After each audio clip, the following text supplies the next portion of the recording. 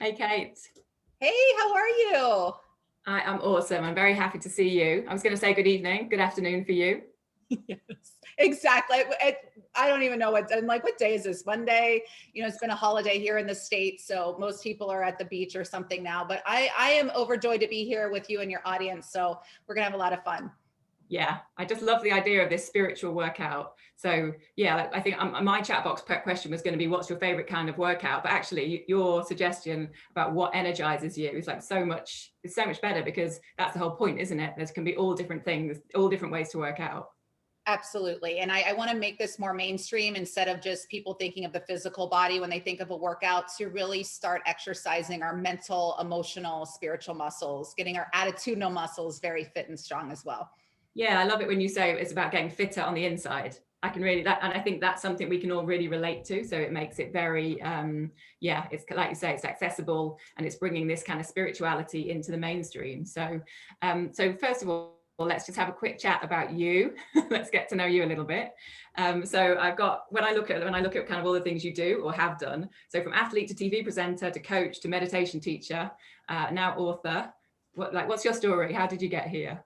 Yeah, I feel like a cat with nine lives. And I think it's just such a testament to you can change your Sorry. mind. Oh, did someone say something? Okay. Okay. Heard someone. Oh, Caroline was trying to say something. Okay.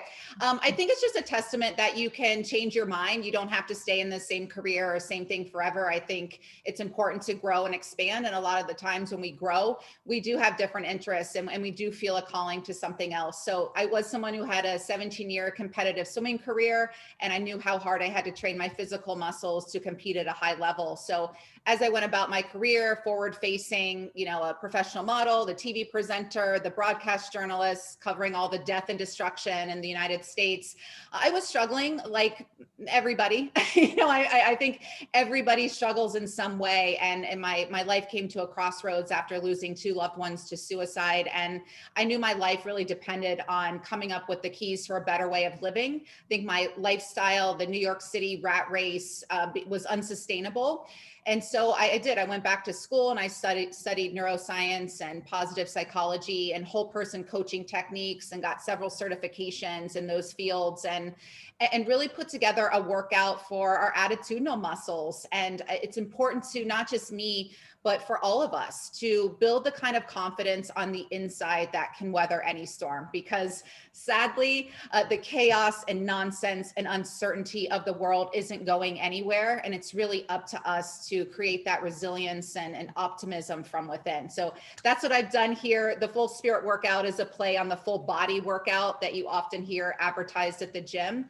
But it's also about bringing your full spirit, your authentic truth and power, your passion, your presence, your purpose to the world, to everyone you meet, and to everything that you do. And it's also the courage to be who we really are. That's spiritual fitness. It's not just the polished, put together person that we present on Zoom and meetings and out at lunch and dinner with friends, but that messy person behind the scenes. For me, it's right now my pajamas and my slippers that I'm wearing. It's kind of like, that's my keep it real side. That's a good thing about Zoom, right? So I'll take any wins from this past year, but it's having the courage to really own and embrace that loving, adorable, authentic person, just trying to keep it together behind the scenes as well. Yeah, I love that. I mean, my next question was you kind of answered it because it was what does spirituality mean to you? But I really like the way that you talked about spirit there versus just this spirituality, that the idea that maybe lots of us have about kind of like what is spirituality. Sometimes I think it can feel like it's a big overwhelming thing that if you don't get it, then you're not in that crew. And whereas talking about spirit, we can probably all relate to that. Yeah, and we all are spirits and human bodies, and so we all have access to this divine wisdom and power at all times. It's just that some of us have forgotten, or we don't think that it's available to us. But I call it even my divine downloads that I get from spirit. And spirituality to me is a acknowledgement and appreciation of, and also connection to a higher power. I believe in God. Some people call it universe or spirit. Or I have a friend who doesn't believe in God, but he says, I believe in nature. So nature is divine wisdom. It's the intelligence that turns an embryo into a baby, an acorn into an oak tree. So Whatever you believe in, there's no judgment here, but I think we can all agree that there is a power greater than us working behind the scenes that explains the sun, the moon, the stars. And to know that we can access that divine wisdom at any time and bring that down into our minds, move it into our hearts, and then implement it with our hands. It feels really good, because when we think we have to do it all on our own, it can be overwhelming and exhausting. So for me, when I'm in that space, I remind myself to check in with a higher power, however you define it, and know that I am co-creating my life with this magnificent force. And it makes me feel a whole lot better. And I get a whole lot more done and feel a lot better doing so. And have you always felt like this? Have you always kind of felt that connection? Or is it something that, as you said before, there's been certain times in your life when you've struggled and then you've started maybe seeking something else? Yeah, I think I've always believed in a higher power. My practice really got beefed up after the suicides and just really going through a lot of personal pain and trauma. I really dove headfirst into studying the metaphysical principles and the spiritual practices, and I really needed, something greater than myself to believe in and call on. And it really has transformed my life. And I check in with this power all the time, and reminded that it's always all around me. It's within us, and it's quite comforting. And especially when it's there and you can choose to believe. I choose to believe. And even then, I'm a believer in signs, and do look for the synchronicities in my life, and the people that magically, although it's not magical at all, you're even an example, that magically appear in my life. Again, it's the universe, it's our angels, it's people putting us together so that we can expand and grow and experience more self-actualization. Hmm. And I love what you do and what we're going to do tonight, about because you know the neuroscience behind this, and then you combine that, so with your coaching skills and neuroscience, and then with this belief. So actually, it's like, I just think that's just such a gorgeous, perfect combination to just make shit happen, right? Right, because it's challenging out there. I don't know about all of you, but this last year and a half has really been something. It seems there's moments where I look back, I'm like, does it, did it even happen? Mm, Or I think sometimes when my clothes fit a little tighter, I'm like, yeah, you was a little depression happening there. I mean, it was a cold winter. We were all stuck at home. I live alone. And rather than judging ourselves or thinking there's something wrong with us, I think if you were a little depressed and anxious last year, that's everything that's right with you. It meant that you were paying attention and awake.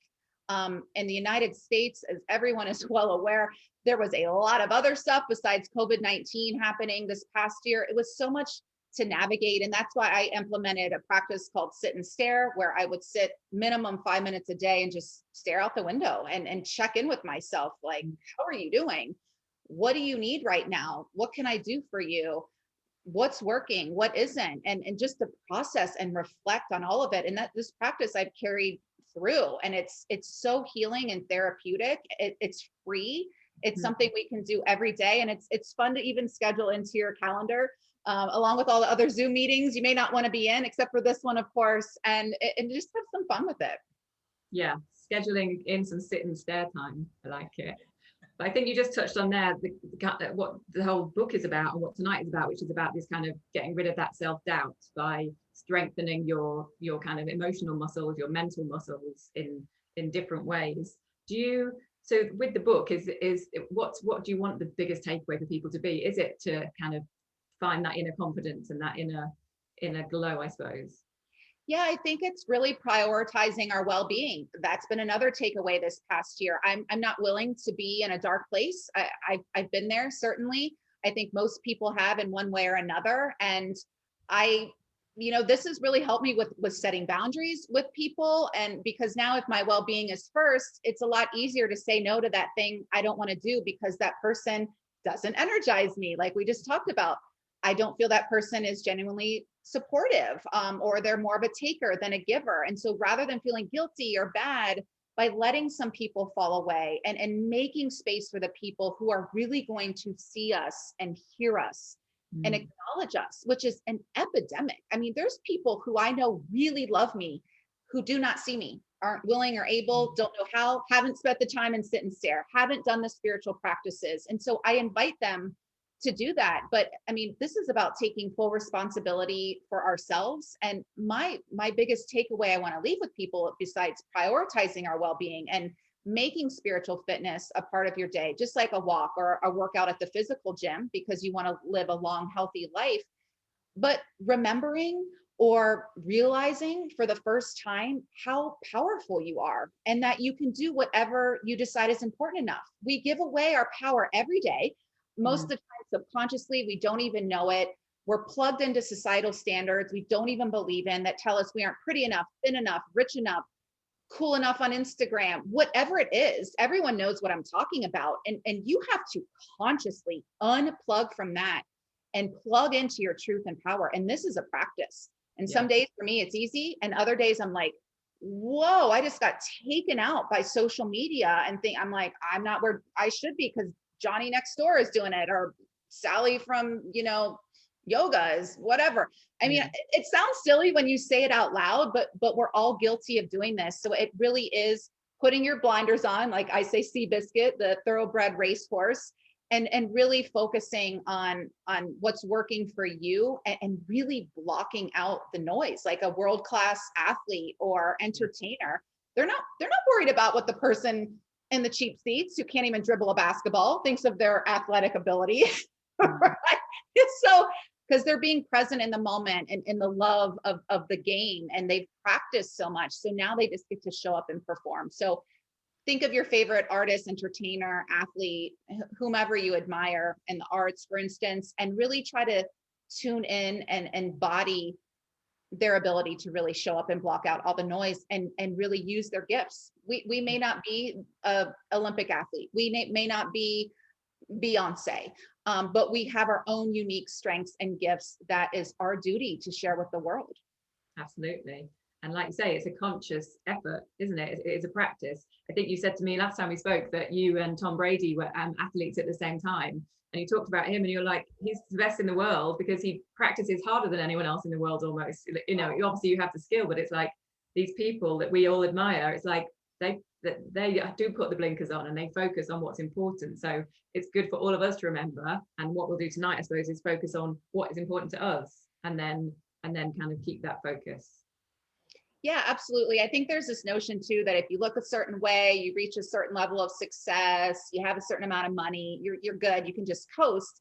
And we all know that isn't true. That's like going to the gym. Oh, I've got a 6-pack now, I never have to go again. I can eat donuts every day. No. And if you have a 6-pack, you have to train even harder. I wouldn't know. I've never had a 6-pack, anything close to that, but you have to maintain it. And so it is about showing up consistently, having that empowered practice. But as you do it, just like a physical exercise, you start to crave it. And then you over time become the person who naturally attracts the abundance, the relationships, the opportunities, the experiences, the confidence. That's just who you are. That's just what your life is, rather than striving or forcing or controlling. And that's why for me, I go back to these practices again and again, because I've seen the results. I know it works. I think sometimes we think, just like, I remember going to Pilates, working my butt off for 2 months. And I'm like, I see no results. And then all of a sudden it kind of clicked. And I'm like, oh my gosh, I just feel so much stronger and more fit. I can hold the plank for longer than 10 seconds or whatever it is.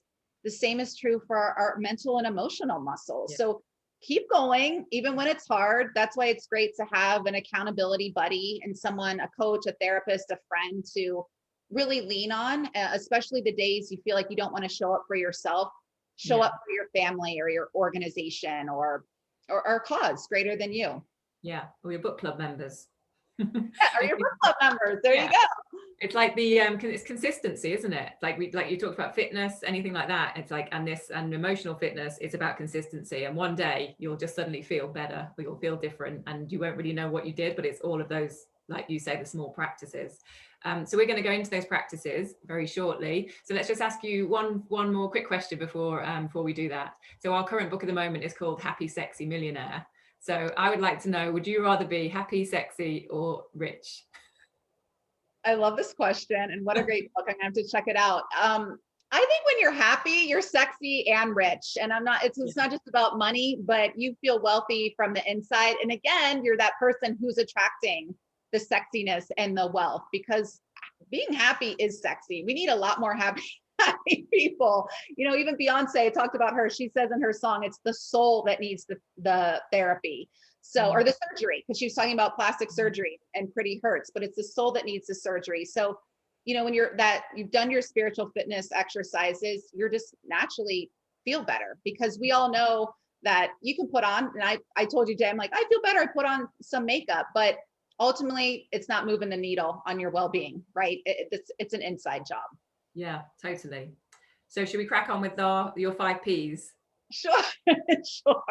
So I have to even just tell you the story about the 5 Ps. We had to write this insanely nerdy academic paper to get our master's degree at Columbia University. And I chose to write about confidence and more specifically, leveraging confidence to accelerate leadership development, because I was seeing really poor leadership all around me and the detriments of it. And so I besides doing all of the research and the books and the articles and the library, I also interviewed dozens of leaders in business and sports. And the common themes were these 5 Ps.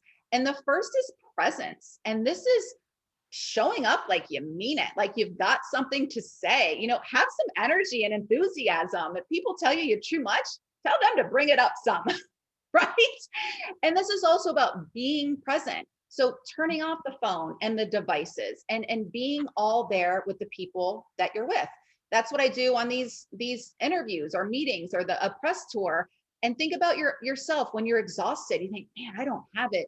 Just focus on being present there and connecting with the person in the meeting. And I promise you, you will be able to keep going and your confidence will be boosted. The next one is patience. Patience, oh, so many stories to illustrate this. I'll just give you a quick one. 20 years ago, country singer Shelby Lynn won Best New Artist at the Grammys here in the States. And when she won her award, she said, Best New Artist, it only took me 13 years and 6 albums to get here. I will never forget that moment. It's the only speech I've ever remembered, and years of watching, because it really illustrated that point. I thought, I don't even know this person. Oh, I guess she just started playing guitar last year, already winning a Grammy. No. And she even was a little snarky. She's like, for me, it's always been about the music, meaning she really stayed true to the process and who she was and her authenticity. And she wasn't an overnight success. It took her 13 years and 6 albums to win Best New Artist. So keep going, keep putting one foot in front of the other. The word patience stems from the Latin word for suffering.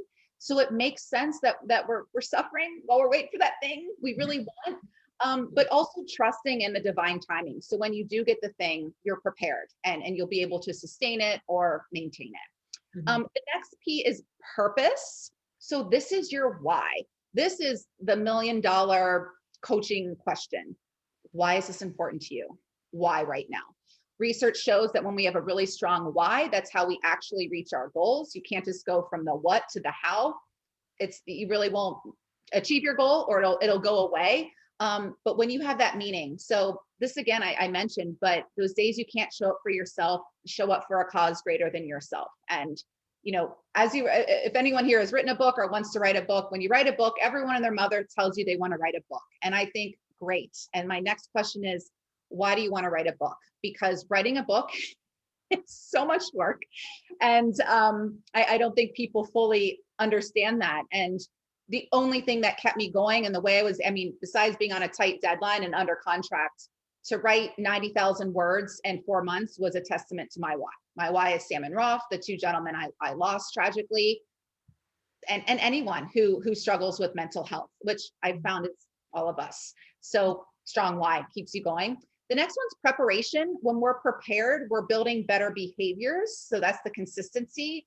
Then you have habits. So it is just your habit to do the sit and stare, to do these practices rather than I'm not doing them because I'd rather sit here and eat bonbons on the couch, which is fine every now and then. But you know, what do you want? What do you really want?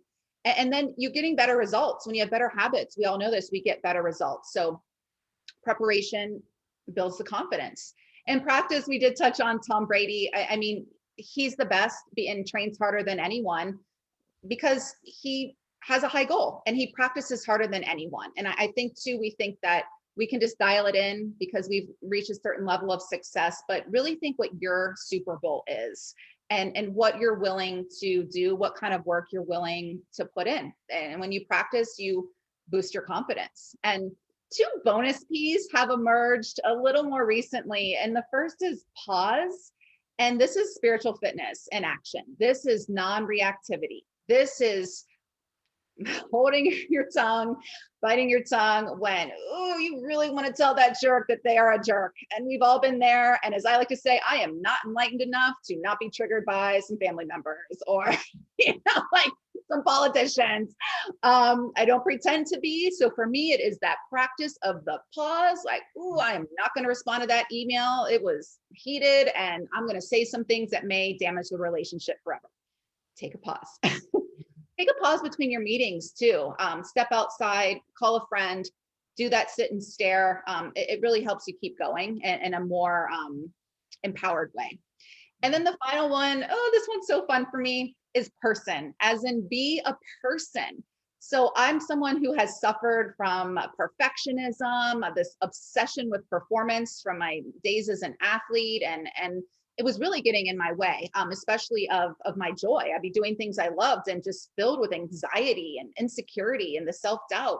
So my speaking coach, Eduardo, would say to me, just be a freaking person. Just be a freaking person. And that means just embracing your authenticity. And you might stumble on your words, but who cares? I mean, I recently did a live TV interview with a station in Florida, and I was exhausted. And the host, I love her, but there wasn't a lot of energy happening. I think she was a fill-in, and I was just, I don't know, I didn't have it that day. But, and I was talking about the 5 Ps. And at the end, when we were off live, I said to her, I said, man, I stumbled on my words there for a second. She's like, yeah, but you were just being a person. So it was great. And so it kind of called me out. And this is so important because I think especially when its stakes are high, live television, you're at your wedding, whatever it is, you're like, I want to look perfect and sound perfect and be perfect. It all kind of goes, so it's like a mess.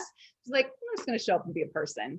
Yeah. That's awesome, right? That's so cool. Exactly. I love that. It's gorgeous because, and also we love Brené Brown. I'm sure you know Brené Brown. We talk about her work a lot, and it's that idea of the vulnerability that people actually, they like to see it. We like to see it in other people. If everyone's perfect, then, we don't feel like we know anybody, do we? So I think that's all, you're kind of giving other people a gift as well with that. Yeah. And just really embracing our humanity. I mean, we're human. I think this happens a lot in interviews we're all dealing with technology, or I have people cancel or reschedule at the last minute and feel horrible. And it's just, I always just say, it's fine. Don't apologize. You're human. Your son got in a car accident. Thank God he's okay, or whatever. I mean, we have these things come up. And I think when we're kind to ourselves, let ourselves be human, we're able to extend that kindness to others and let people off the hook. Yeah, absolutely. You mentioned the kind of sit and stare, but are there any other practices that you would recommend especially for the pause? I think Emma said in the comments, yeah, it's all about the pause, but I think quite a lot of us would like to know how to, like you said, I'm not enlightened enough for this. Is that just kind of like listening to the breath, doing a count, or is there anything you can kind of give us for that? I think first acknowledging you're in that space, and it's just like, oh, wow, I'm really triggered. And when we're triggered, I think this helps too, why am I so triggered by this person or this comment or this behavior? And it's because your values are being threatened.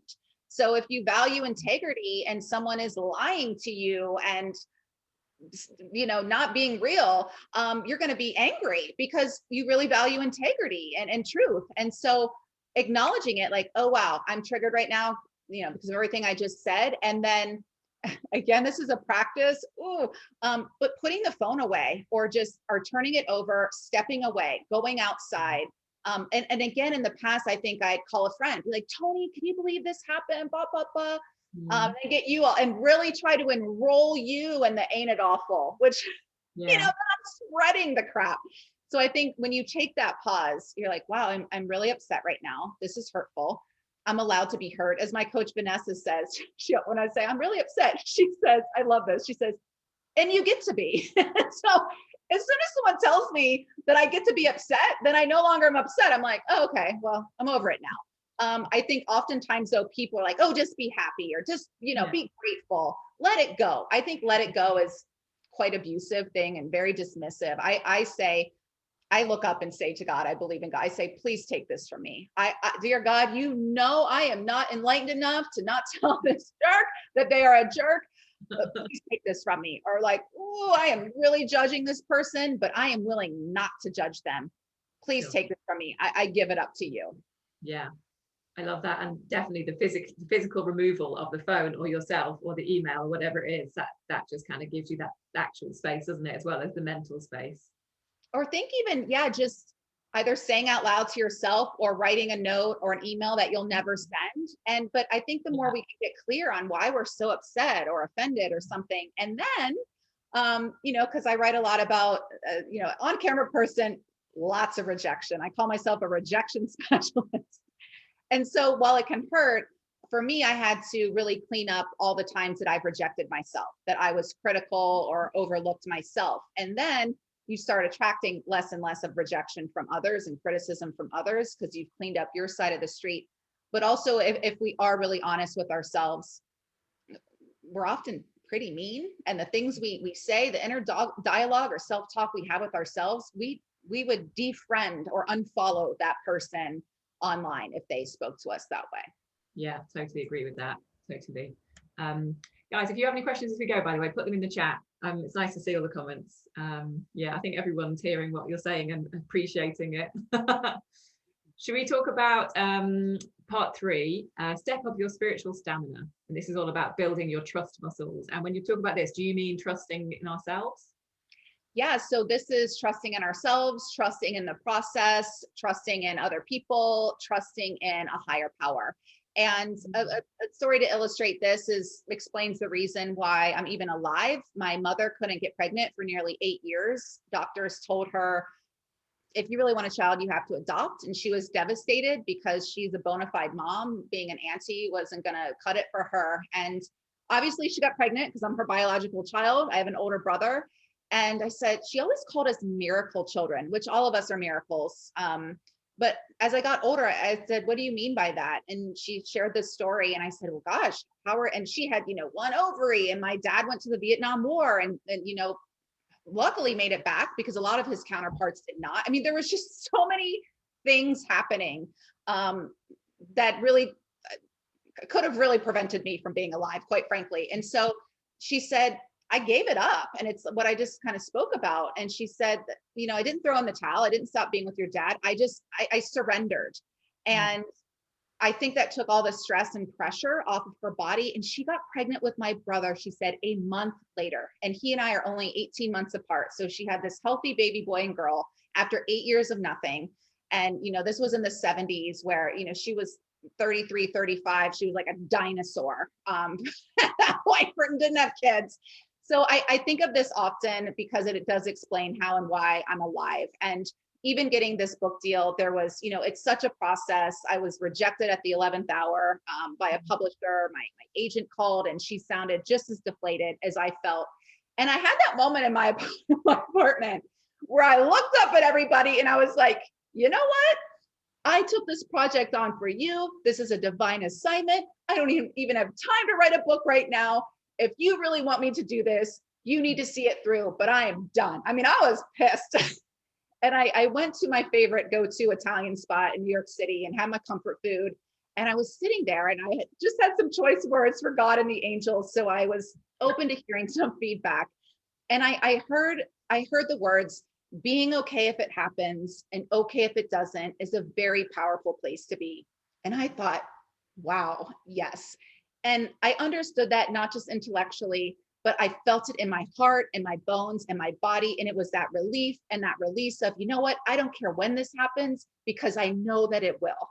And 2 weeks later, after months of like the runaround and rejections, I was on the phone with my now publisher and editorial director, Georgia, and my agent, Wendy. The book that we're now talking about, a book deal came just weeks later. And you can't make this stuff up. It really works if you do. It is a practice. I'm not saying it's easy. It's simple, but not easy, but it works. And I just see it in my life again and again. So when I feel myself, grabbing onto the reins so tightly and just like, I want this right now, this way, And also, I'm so glad that this book deal didn't happen when I wanted it to happen. I hadn't completed my master's degree. I got 7 other certifications and just all of my favorite research and information and life experience and this story. And that quote, by the way, went viral on Pinterest and Instagram, and all these, huge names posted it. And that's not about like, ooh, I said a cool thing. That was God, divine wisdom. And the message is that a lot of people relate to that. And when you are in that space, then it's kind of like the universe just gives it to you. Like it just happens. And my mere birth and like existence on this planet is because of this principle. So it is one of my favorite steps in the book. It's step 7. I do get very passionate and a bit emotional still talking about it, because I have so been in that place where I'm like, oh my God, like I can't take it, just so much frustration. And I see so many people in this place. I'm just like, oh, just keep going, but not keep going with the stress and but take a step back, go have a glass of wine or whatever you're into, and just take a pause. Yeah, and this stuff really does work if you do. Should we do a Coach Kate check-in then? Sure. And this is from step 7, so I love that. And here's the book. Yay! So these are, at the end of each step, I do a Coach Kate check-in, and it's questions that I often ask my clients, really trying to get to the core of who we are. And there's 5 questions here. So I recommend to all of you, make a list of the following when you're kind of in this space. Things that will support you. Things that will support you. Number 2, ways that you can rely on others to help you. What resources do you have? I think a lot of times we forget we have so many resources at our fingertips. So really take some time exploring those options. Number 3, uplifting and energizing phrases you can say to yourself when you're being hard on yourself. Ooh, we're so hard on ourselves, right? So I'll even tell myself, I'm like, you need to go sit down, or take a break, or you know what, you can send that email, or you can do that newsletter tomorrow. Quite frankly, you're done. Do you have a list somewhere of these phrases, or are they're burned in the brain now? Both. I do. I'm a big journaler and write things down. And I am, not to sound silly, but I text myself all the time. When that's the journalist in me, the TV person. I hear in sound bites or quotes. And so I'm always picking out the good sound bite to put in my news story. And so when I hear it from, my inner wisdom, I will text myself. I'm like, wow, that was good. And it's because I've allowed myself to get quiet and listen, as opposed to trying to figure it out with all the noise. The 4th one is people and behaviors to avoid when you're struggling. Ooh.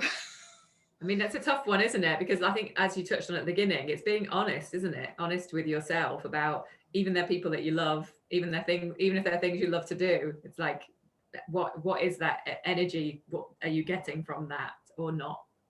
Yeah. And I think there's even a sadness or grieving process when that person you really want to go to, whether you're struggling or not, they're not fully available for whatever reason. I think the good news there is you can make space for others, or really, strengthening that relationship with yourself. But I think we all know some of those, it's almost like that drug of choice, like, oh, I know I shouldn't be around this person, but it's like our go-to. But when we're conscious of that, when we write it down, it's like, you can't call that person right now. They're going to judge you. This is hard. It's hard stuff. And finally, actions you will take when you feel like giving up. Ooh, can you give us a few of these? What would they be? Things like? For me, it's sometimes I call a friend and just explain what's going on. You need that reminder. You tap back into your why. I mean, when I feel like giving up, I'm like, no one ever grows up and says, I want to be a suicide prevention activist. No one. But for me, I go back to that, and it's just like, this is a life assignment of yours that's been given, and I take it very seriously. I'm honored to do the work, even though it's extremely challenging, but that's who I show up for. I know that I always have it so much better than so many people, so I show up for them. I think a pause is the sit and stare is always great. I think checking in with yourself, and again, what does this mean to you? Why is this important to you? But That's why this book is so with the journaling exercises, the meditations, the Coach Kate check-ins, the affirmations. So that brings me to I love that you asked this. Read an affirmation. For me, I have this book. It's down on my couch where I sit every morning and have my espresso. And if I'm feeling a certain way, I turn to this step a lot, actually, because we all have these moments. And read the affirmation. I had a gentleman, I was on his show recently, and he said he had all the affirmations that end each step bookmarked. And he said, this book is worth its weight in gold for the affirmations alone. And I always like hearing that from men. So I'm like, yay, the men are doing the work too. It's always so many women in this space, right? But if it's okay, I'd love to read you the step 7, step up your spiritual stamina affirmation. Is that cool? Yeah, cool. So, and these mostly, which is you can do for yourself too, they start with I am. So you ground it into the body, and then you're, instead of like, oh, I'm so tired, this is grounding something positive and energizing into the body. I am okay if it happens and okay if it doesn't, because I know that what's best for me is already on its way and can't miss me. I have full-time faith and the confidence to trust that I am always being guided and supported. My new definition of success is based on who I am, not what I do. I am a success because I trust in myself and the God of my own understanding, as well as my newfound ability to be open and vulnerable. It is.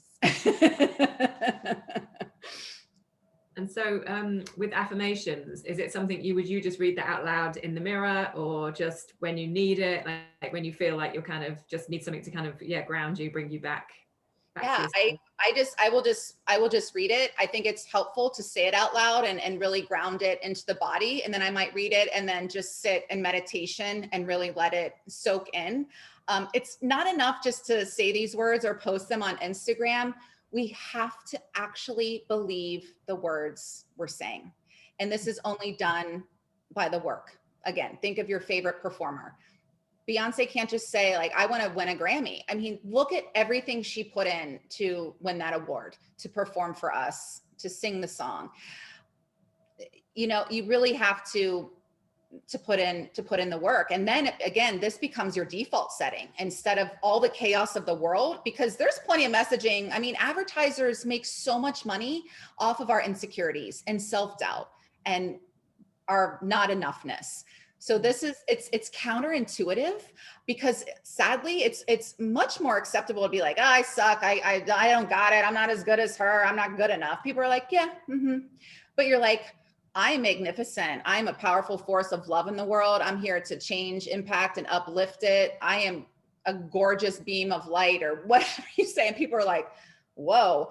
But, you know, we really do have arrogance and humility turned around. It is actually humble, not arrogant, to think that you are magnificent when you know who and what created you and what power. So, and this is a spiritual group here, so I can say that when you're like, yeah, I'm powerful. I'm a child of God. The same force that created the stars and the moon and the sun created little old me. Heck yeah, I'm powerful. Now let me go do something. And as you do this, you know, you're going to attract more people who just want to be around your energy rather than, you know, a lot of people want to enroll you in the Ain't It Awful. Start noticing it. And when they do that, say, you know, I don't know if you want to use this language, but you know, I'm not going to be enrolled. I think you're incredible. I think you have everything it takes to do this project, to be successful in this relationship or whatever, rather than coddling our own weaknesses or neuroses, right? Yeah. Yeah. I love it when I think something I read, it's like, you know, what if the worst happens? But it's like, what if the best happens? So it's that, isn't it? It's that reframe and doing it to yourself as well as to other people. And we do talk about the kind of ripple effect a lot, because we talk about self-care, and, you know, just self-help. Is it selfish sometimes? Because I think a lot of people in this group, we find it hard to kind of maybe connect with other people in our immediate groups, because we do think it might feel a bit selfish. But I love the way that you say it's your duty to be this fabulous beam of light and go out and spread it. And that ripple effect is like, there's nothing better than that. Yeah. And I think just really committing to that purpose. And I had to say to someone recently, you know, I am overbooked right now, and I really am passionate about this message I'm spreading, and I'm really committed to my well-being. So I'm sorry I can't. Thank you for inviting me to dinner. I'm sorry I can't come. And again, I think we have a hard time setting boundaries because people don't like it. It's kind of like, well, what do you mean you can't go to dinner? Or like, I'm your man, or I'm your friend, or you've known me 20 years. What's wrong with you? And it's just, what's right with me is that I like I said, I'm really prioritizing my well-being right now. I'm stretched really thin. I have these commitments. This work is really important to me, and I think too, maybe we'd make a little more space for the people to go to dinner if they were a little more, they saw us and heard us and acknowledge and respect us a bit more. Maybe we'd be more inclined to make the time for people if we felt it was going to be an uplifting experience rather than just people wanting to take from us. Does that make sense? Yeah, it makes a lot of sense. A lot of sense. So guys, if you've got any questions, drop them in the chat box for us. But I think we should close out tonight by getting a few people to share their answers to one of those 5 questions that you just asked, you know, the check-in. Oh, I would love that. Because then I think people can maybe that could be their commitment from tonight's event, right? So what would it be, maybe actions you can take can we just read them out again? Do you mind? Just the kind of top line of the 5.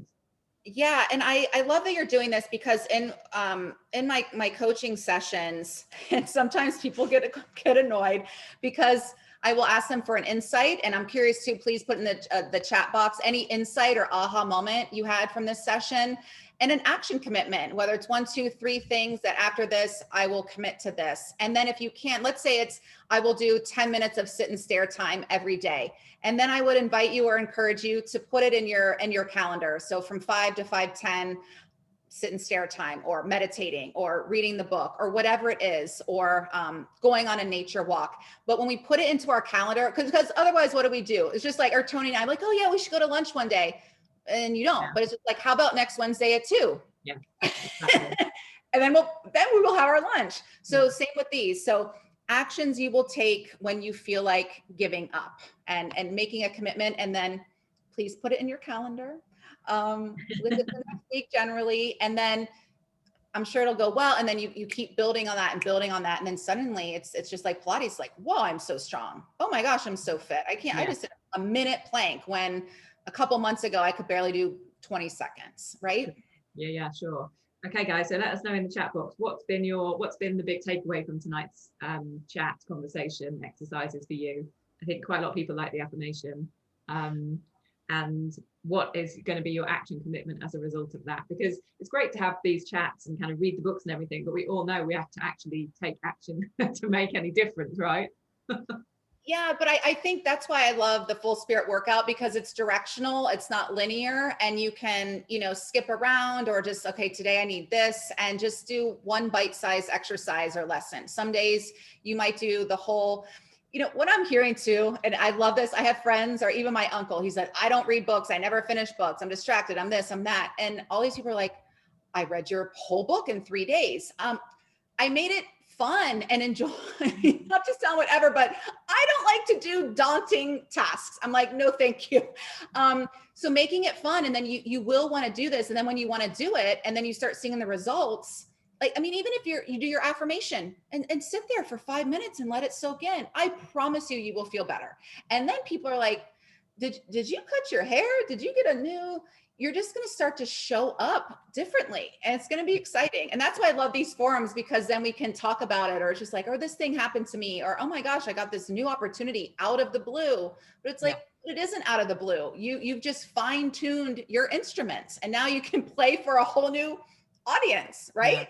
Yeah, totally. Absolutely. Some actions have come through. There you go. People are committing. Stop and stare time, my vision board. Yeah, I love that. Stop and stare tomorrow. Enlighten me for me is being patient and waiting things to happen naturally. Yeah, patience, isn't it? Action I'll take when I feel like giving up. Get in touch with self-help friends and tell them that I feel that way. Yeah, speaking up, so important for me. Yes, Katie, I love that. Katie's going to write a book, by the way. You were talking earlier about it's on Katie's to-do list. Stop and stare. Affirmations start tomorrow. I suppose, the things, because I like you say, if you don't schedule it, it doesn't happen. So I'm like, I want to do affirmations more. I want to do this more. And it's just like, it'll happen at some point in the morning.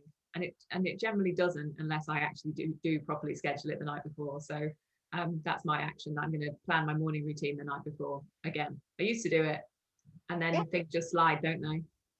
Exactly. Or even now, or purchase the book because we all do, oh yeah, I'll get to it. And just go to the Full Spirit Workout, fullspiritworkout.com. There's even a link for a lot of you I know are in the UK, but Amazon UK or supporting indie bookstores. And just because then there's something too about the book just like sitting there and it's like, wow, I'm really like having a rough moment. And then I'll even just open to a page. Like I just opened to foam rolling for forgiveness. And there is someone right now who I really need to forgive. So, I mean, you can't make this stuff up. I'm like, oh, wow. Yeah, it's like you're telling yourself this, Coach Kate in your hands.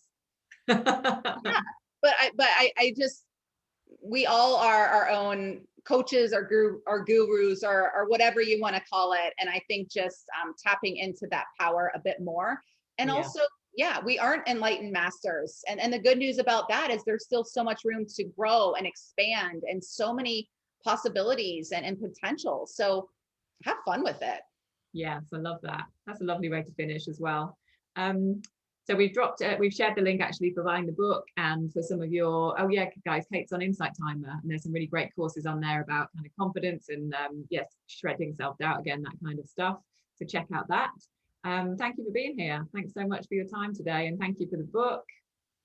Thank you so much for having me and thank you to your beautiful community. I honor all of you. We were talking earlier, I feel like everyone is zoomed out and the fact that you see, this is why I'm like, this is a good group. You're prioritizing your well-being and your self-help and your community and connection, and you're here. And then you'll build on this or that one little thing that you have when you're just like, oh, I'm not today. It's like, no, because I hope you think of this community and do it for someone in this space, for instance, or do it for the family member, or do it for someone who doesn't have access to the tools that we have, for instance. And it'll really keep you going. And then we bring this spirit of excellence to our lives and they just become a lot juicier and more meaningful and fulfilling. I love that word, juicy. Who doesn't want a juicy life, hey? Perfect. So everyone's floating off thinking that they're gorgeous beams of light, which is like the best we could ever hope for a workshop, I think. We forget because everyone like tells us, especially as women, oh, you don't add up. You need all these things to be worthy of anything. No. So I think it's just a great reminder. It's great to think of these things rather than what we're used to. Sure. Yeah, absolutely. Thank you for being here and thank you for your time and everything. And thank you guys for being here and sharing your comments. There's mostly members on here, but if you're not a member of Sharp Help already, you've got till Monday to join us to work out how to be a happy, sexy millionaire. All three. Why not? Thanks, Kate. Thank you so much. And thank you guys. Have fun. Thank you guys. Have a beautiful evening. Bye-bye.